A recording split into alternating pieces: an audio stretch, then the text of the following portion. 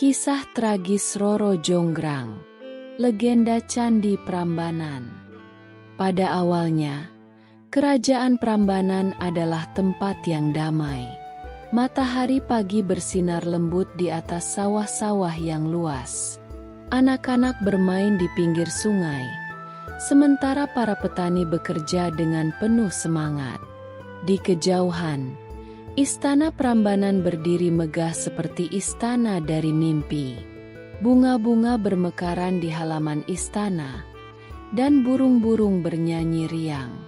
Tapi semua itu berubah ketika Prabu Boko menjadi raja. Prabu Boko adalah raksasa yang menyeramkan. Ia memiliki tubuh besar, mata menyala merah, dan suara menggelegar. Saat ia menjadi raja, rakyat mulai hidup dalam ketakutan. Ia memerintah dengan kekerasan dan menyuruh rakyat bekerja tanpa henti. Tapi tak ada yang berani menentangnya. Semua tunduk pada kekuatannya. Ayo semua rakyatku, kalian harus ikuti perintahku. Jika tidak, matilah kalian. Bandung Bondowoso datang dari Pengging sebagai ksatria pemberani. Ia membawa pasukan dan menantang Prabu Boko dalam pertarungan sengit. Langit mendung dan petir menyambar ketika pertempuran berlangsung. Akhirnya, dengan satu tebasan pedangnya, Bandung Bondowoso mengalahkan Prabu Boko. Rakyat bersorak, namun Putri Roro Jonggrang bersedih. Ayahnya memang jahat, tapi ia tetap ayah yang ia cintai. Di taman istana yang sepi, Bandung Bondowoso bertemu dengan Roro Jonggrang. Ia terpana oleh kecantikan sang putri. Matanya lembut dan tutur katanya halus. Bandung langsung jatuh hati dan menyatakan keinginannya untuk menikah.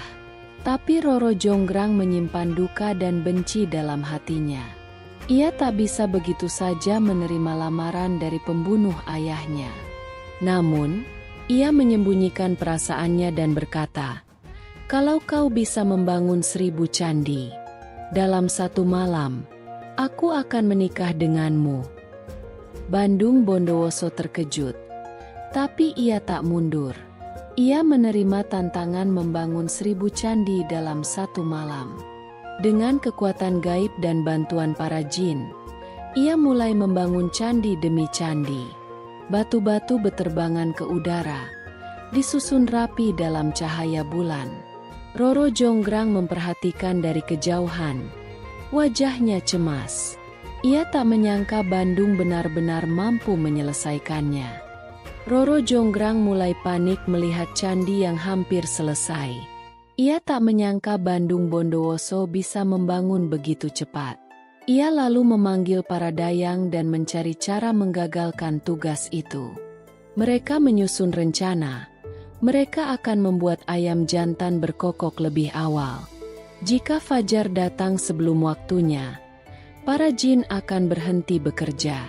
Itu satu-satunya cara menyelamatkan diri dari pernikahan yang tidak ia inginkan. Para dayang mulai melaksanakan rencana. Mereka menyalakan api dan mulai menumbuk padi dengan alu. Suara lesung menggema ke seluruh desa, menyerupai suara pagi hari. Mereka juga menyalakan obor di sekitar sawah agar terlihat seperti matahari mulai terbit. Semua dilakukan dengan cepat dan diam-diam. Jin-jin yang melihat ini pun mengira pagi telah tiba. Mereka berhenti bekerja dan menghilang satu persatu. Para jin yang bekerja membangun candi mulai gelisah. Mereka mendengar suara ayam berkokok dan melihat cahaya menyebar. Mereka mengira fajar telah datang. Satu persatu mereka menghilang ke dalam kabut. Batu-batu yang sedang melayang jatuh ke tanah. Tugas mereka belum selesai, dan mereka pun pergi tanpa bisa menyelesaikannya.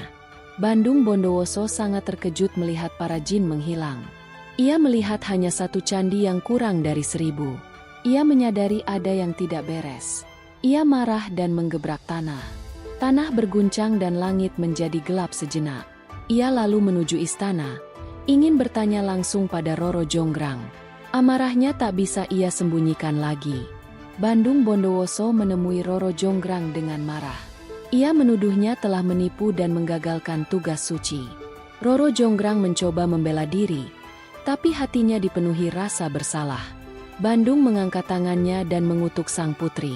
"Kau tidak ingin menjadi pengantinku, maka kau akan menjadi bagian dari candi ini," katanya. Dengan cahaya magis, tubuh Roro Jonggrang berubah menjadi batu. Dan sejak saat itu, patung Roro Jonggrang tetap berdiri di dalam salah satu candi. Orang-orang percaya, ia adalah candi ke-1000 yang belum selesai. Bandung Bondowoso pun menghilang, membawa luka hatinya. Hingga kini, kisah ini terus diceritakan dari generasi ke generasi. Sebuah legenda tentang cinta, keajaiban, dan pengorbanan. Dan di tengah candi Prambanan, Roro Jonggrang tetap berdiri, diam, menatap waktu yang terus berjalan. Pagi harinya, penduduk desa datang melihat candi yang hampir selesai. Mereka kagum dan tak percaya dengan keajaiban yang telah terjadi semalam. Candi-candi berdiri megah dalam barisan yang rapi dan artistik. Mereka memuji Bandung Bondowoso karena hampir berhasil menyelesaikan tugas luar biasa itu. Namun mereka juga melihat patung batu Roro Jonggrang yang berdiri di tengah. Hati mereka campur aduk antara kagum dan iba. Rakyat teringat akan masa kecil Roro Jonggrang. Ia adalah putri yang cerdas dan baik hati. Ia sering membantu rakyat miskin dan bermain bersama anak-anak desa. Semua orang menyayanginya sebelum kerajaan jatuh ke tangan ayahnya yang kejam. Kenangan itu membuat mereka semakin sedih melihatnya menjadi batu.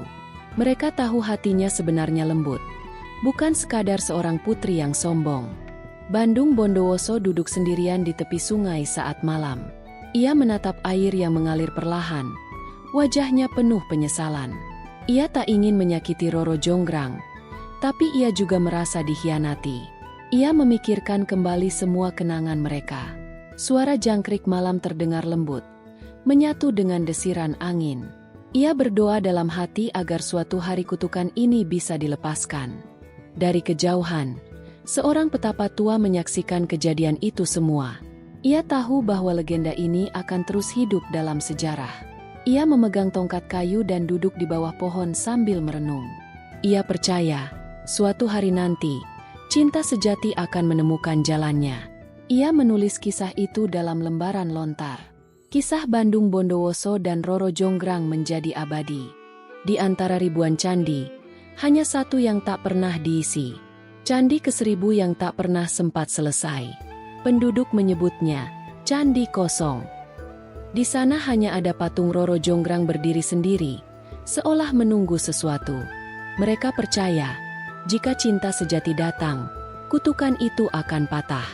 Tapi sampai hari ini, patung itu tetap diam. Akhir kisah beberapa tahun kemudian, seorang kakek duduk di pendopo menceritakan kisah ini pada cucu-cucunya. Anak-anak mendengarkan dengan mata berbinar-binar.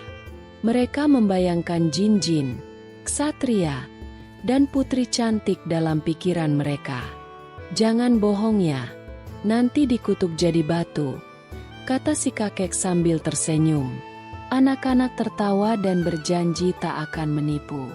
Legenda itu terus diwariskan dengan hangat dan ceria. Cerita selesai.